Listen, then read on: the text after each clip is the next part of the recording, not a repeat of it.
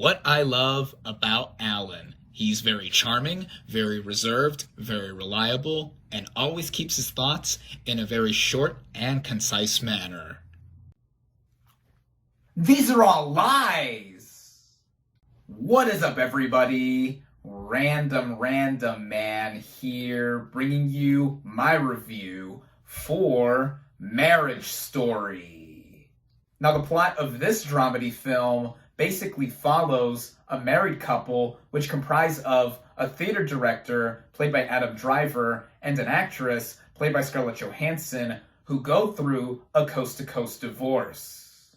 Going into this movie, I was really interested to see it, mainly because, to me, it looked like a modern-day Kramer versus Kramer with a couple going through a divorce, and the two leads instantly had me hooked as well. I'm a big fan of both Adam Driver and Scarlett Johansson, and the writer, producer, director behind the camera is a filmmaker that I've always been interested in watching some content of his. This movie is made by Noah Baumbach, who I've never seen a single movie of his prior to this one, so this was going to be my first foray into seeing anything of his filmography. Starting out with the cast and their performances, we again have Adam Driver and Scarlett Johansson as this main couple. Driver is Charlie, this successful theater director based in New York, and Johansson is Nicole, an actress who met Charlie through the theater directing company he has and has launched her acting career. I'm just going to say right away that these two give some of the best performances of the year. This is a kind of film that does bring out a lot in the respective performers. What with Driver and Johansson playing husband and wife respectively, and these two have a lot of resilience to what they bring to the table, and also some explosiveness as well, since the subject matter kind of calls for it. But it is never to the degree of it being like, notice my acting, notice my acting. No, it came off as something that just was flowing onto the screen with a bunch of naturalism. And I've said that about a lot of performers in movies recently that I've reviewed, but here I cannot emphasize that to the fullest extent, even if I tried. These two give phenomenal performances. While our leads are in basically every scene of this film, whether it is themselves together or separately with other characters, it is the supporting cast that cannot be understated and really are up to snuff with Driver and Johansson. There are performers here like Adji Robertson, who plays the couple's son Henry, and I think that he gives among the most natural child performances that I've seen of the year so far. I can see some people calling him very irritating or just a nuisance whenever he's on screen, but I think this is a byproduct of this performer playing a child who is a child of divorce and doesn't know exactly how to feel, even though he's in his little own world, just like every kid is about his age. Then there are the various actors that play the lawyers to our couple, such as Laura Dern as the lawyer to Nicole. A lot of buzz has been given about her performance, just like with Driver and Johansson, but frankly, I think everyone here is awards worthy, no matter how much screen time that they have.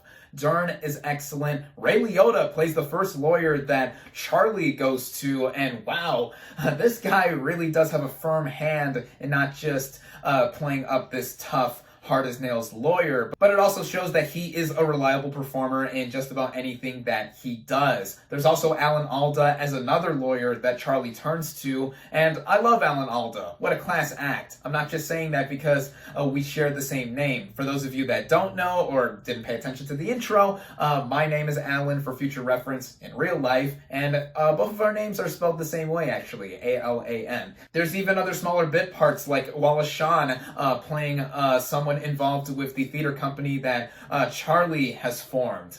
Everyone here, no matter what they do, all give some astounding performances. But in particular, of course, Driver and Johansson are the ones who deserve the biggest praises here. The writing of this film by Noah Baumbach sets it up to be a love story at first sight, no pun intended, just like any other in the romance genre. The first 5 minutes of this film show montage sequences of our main couple interacting with each other and their son Henry, with voiceover narration from both of them talking about what they personally love about each other. But after those first 5 minutes, the more somber tone does take into effect, with it being about these two separating and divorcing from each other. And just like any other film about it, it's not easy no matter the circumstances, what with them having to go through this thing from coast to coast. Now, as I mentioned earlier, the easiest movie one can compare Marriage Story to is Kramer versus Kramer, as it's one of the most notable examples of a couple going through a divorce with a child involved specifically. But I would actually compare Marriage Story to another film which is older than Kramer versus Kramer, and that is 1967's Two for the Road, which, if some of you out there aren't aware about this film, is about a married couple played by Albert Finney and Audrey Hepburn that recall their prior 12 years of marriage, and it's told out of order and juxtaposed in between with 3 different trips to the French countryside. Now, for the time, that approach to telling a story like this was considered experimental and unconventional. And what I thought Stanley Donen did so brilliantly was not just use it to show a relationship and how it has since developed and broken down specifically over time, but also give off a different kind of romantic vibe. And I also just had to bring this up because I feel it's one of the best romance movies ever made. It's certainly one of my personal favorites, and Marriage Story does follow in a similar light too. Now, it's not told out of order like Two for the Road is, but it's told from 2 very distinct perspectives. A lot of this is brought out by the dialogue written by Baumbach, and I thought it not just felt natural in the stuff being said really sounding like stuff that people would say in a divorce, but also in showing just about equal representation of both sides expressing their points of view throughout this narrative. And I think the comparisons to Kramer versus Kramer are warranted in some regard, not just because this movie is about divorce, but also in how it seemed like more than just a coincidence that the son in this film looks a lot like the son in Kramer versus Kramer. Adam Driver's hairstyle and overall appearance did seem very reminiscent of Dustin Hoffman's character in Kramer versus Kramer. And then Meryl Streep and Scarlett Johansson just look nothing alike. So the comparisons, I think, end there. I also think the movie balances tones in being dour and droll with the best results possible. It is dour in that, yes, this is sad to see a couple going through this kind of situation, their son being involved too, but it's also droll in that this movie is truly gut-busting at times. I was laughing my head off in a lot of moments here, whether it involves the mundane or just about anything situational. This movie is pretty hysterical in some moments. But going back to how the movie plays out in its main narrative, it's not painting anyone to be the good guy nor bad guy. It's just a matter of circumstance. But the literal story of marriage and divorce being told here is made its own by how Baumbach does write and direct this thing. The focus of what he brings to the vision of this movie makes for scenes that do play out to the most Oscar-worthy extent, but I mean that in the most positive way possible, because it's not just Driver and Johansson acting their asses off here. It's also the way we see how they are feeling and the situation as a whole with time progressing. It's played up to the biggest amount of realism as possible. And it goes with the way the technical merits are incorporated in this movie too. The way it is shot, it is pretty standard and conventional, but the color palette I have to give a shout out here specifically because a lot of warm hues are used, and it both makes this movie a relaxing watch, but ironically, of course, it's not, because it is about a couple breaking up. And with that, it did make the movie very eye-catching either way. The way the movie is scored, the music here deserves a large amount of praise as well, because Randy Newman, who a lot of us know for doing the music for the Toy Story movies, even won an Oscar for Best Original Song for the third one. It's using a lot of piano motifs and also a lot of very subtle, lighthearted kind of vibes, even though some moments are anything but lighthearted. The way the movie is strung together through editing in conjunction with the directing by Baumbach couldn't have been more perfect in my opinion. The movie runs at about a little over 2 hours and 10 minutes or so, but I never felt the movie drag or rush any moment. Anything and everything that was needed to be shown was shown to just about the most effective extent possible. And with this movie overall, I cannot think of another movie this year that involves romance or the breaking up of romance that had me so much more invested by it than this film. In general, there are many stories like this one that have come and gone, but with Marriage Story, one moment that cemented this movie in being so special to me involves some musical moments that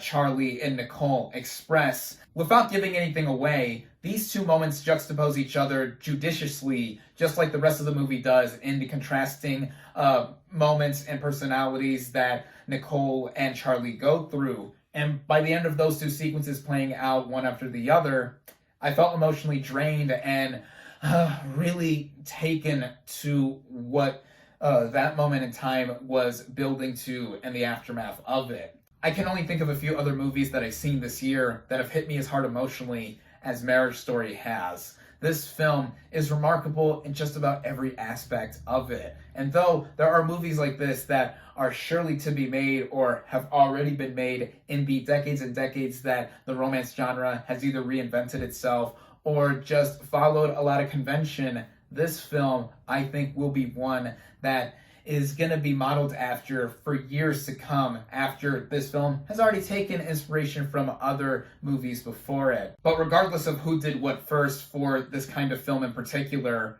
I think that it is a divorce dramedy masterpiece, and I do not say that lightly in using that M word for describing other movies. This is a film that everyone should see, though I feel you have to be in the right mindset to see it, because it is one that I personally felt drained by at the end of it. But you'll be treated to some of the best performances, writing, and directing that you'll see all year in 2019. And since we're at the tail end of it, and this movie is graciously and readily available on Netflix, you have no excuse but to check this out if you haven't already. I adore this film. I cannot recommend it more highly enough.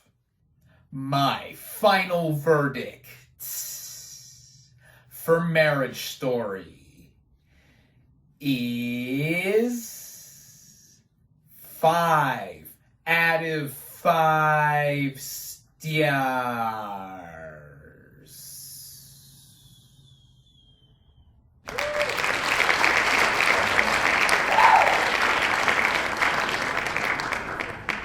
Thank you all, as always, for watching. Be sure to like this video, comment on what you thought of Marriage Story, social media links in the description, subscribe to my channel for more, and I'll catch you on the next movie review.